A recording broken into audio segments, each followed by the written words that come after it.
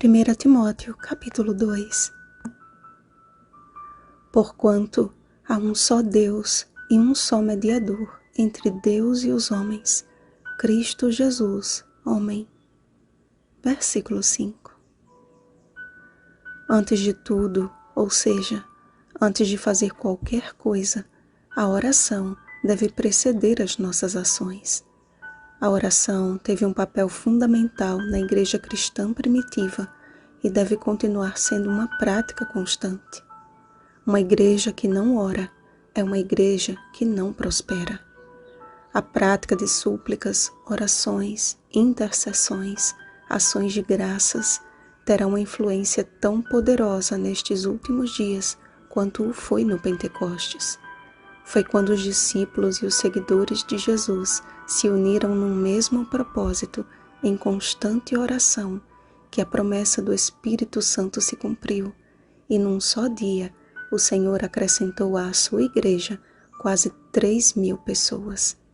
Atos capítulo 1, versículo 14 e capítulo 2, versículo 41.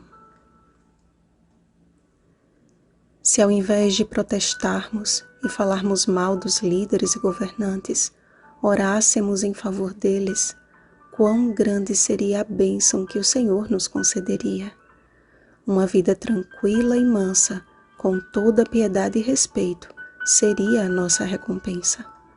Porque isto é bom e agradável a Deus, nosso Salvador.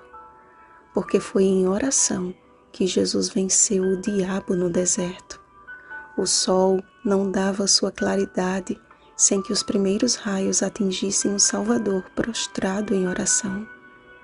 Antes de tudo, antes de dar qualquer passo em direção aos necessitados e sofredores, Jesus acendia aos céus suas súplicas e ações de graças, intercedendo ao Pai em favor de todos os homens. Cristo, o único mediador entre Deus e os homens, deve ser o nosso sublime exemplo. Seu ministério público era composto, portanto, de uma vida de oração e de serviço. E o serviço era sempre o resultado de sua comunhão com o Pai. De igual modo, homens e mulheres são chamados para que, unidos num mesmo propósito, possam engrandecer o testemunho de Jesus em tempos oportunos. A distinção feita por Paulo entre homens e mulheres no culto público não fere de modo algum a participação e importância da mulher na obra de Deus.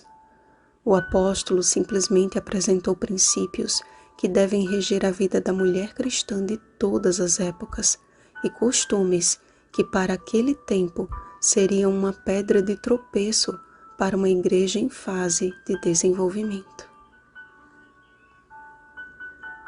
Quais são os princípios apresentados que devem ser aplicados na vida de homens e mulheres ainda hoje?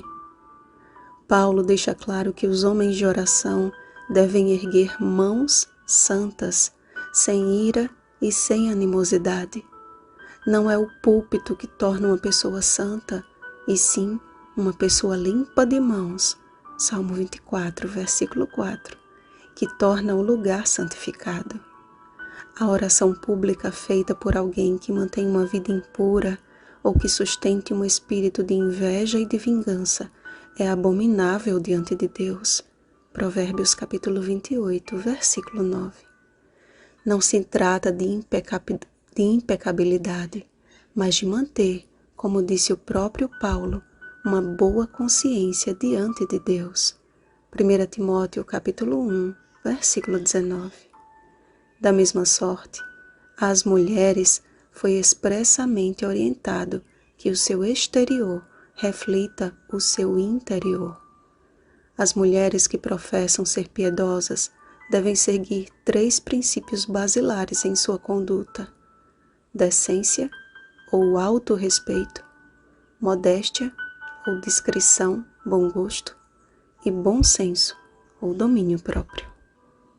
Paulo não instituiu uma só forma de se vestir, nem tampouco um só penteado, mas em que as nossas escolhas pessoais e não somente o que vestimos, não firam os princípios estabelecidos pelo Espírito Santo através das Escrituras. A submissão feminina, por mais que seja alvo de ataques e discussões, também não deveria gerar nenhum tipo de indisposição na mulher cristã. Leia o louvor da mulher virtuosa em Provérbios 31, do 10 ao 31, e você entenderá que a mulher tem sim um papel fundamental na igreja e na sociedade em geral, a partir de uma função bem desempenhada no seio do lar. Apesar dos empecilhos quanto às funções públicas da mulher naquela época, ainda assim as mulheres tiveram uma participação crucial para o crescimento e estabelecimento da igreja primitiva. Paulo só pediu que agissem com cautela, que as mulheres fossem diferentes dos padrões mundanos para que a pregação do Evangelho não fosse prejudicada. Para acalmar os ânimos, o plano original de Deus foi exaltado e a primeira queda relembrada, a fim de que homens e mulheres permanecessem no que o Senhor mesmo estabeleceu. Porque primeiro foi formado Adão, depois Eva. Mas então Paulo encerrou o capítulo com um dos versos bíblicos que mais amo.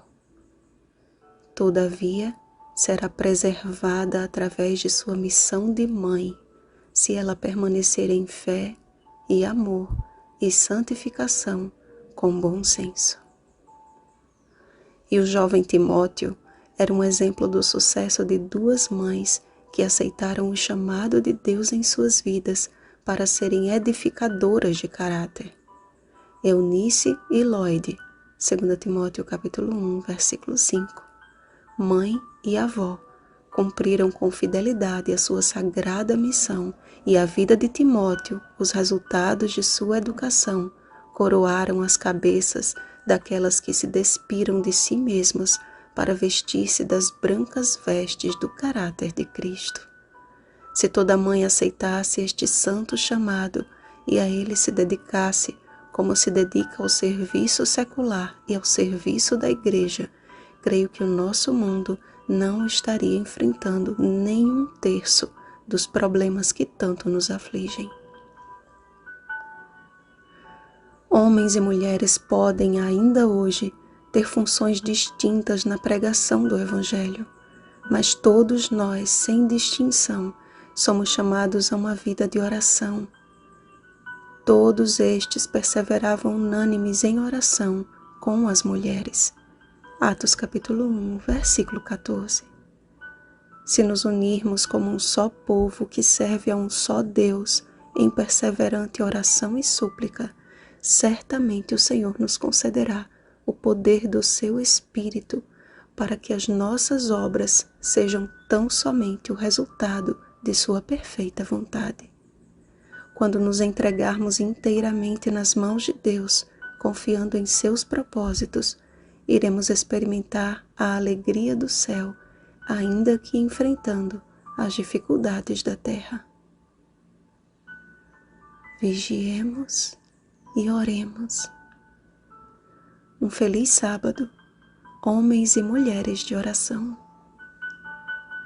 De 6, ou seja, de hoje, até o dia 13 de novembro, a Igreja Adventista do Sétimo Dia estará unida num movimento mundial de oração e busca pelo Espírito Santo, a fim de proclamar com poder as 3 mensagens angélicas. Una-se a nós em busca do reavivamento prometido. Assista ao vídeo com a mensagem do pastor Ted Wilson. O link está na descrição deste vídeo. Rosana Garcia Barros.